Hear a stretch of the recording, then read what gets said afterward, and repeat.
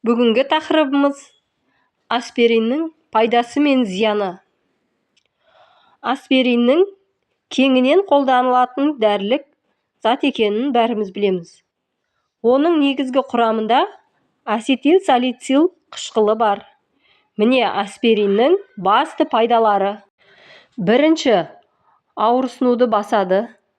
Бас ауруды, тіс ауруды, бұлшықет немесе буын аурулары сияқты жеңіл және орташа ауырсынуды азайтады. Екінші, қабынуға қарсы әсері бар. Аспирин қабыну процесін төмендетіп, көмектеседі, мысалы, артрит кезінде. Ал үшіншісі, қызуды түсіреді. Дене қызуы жоғары болғанда оны төмендету үшін қолданылады.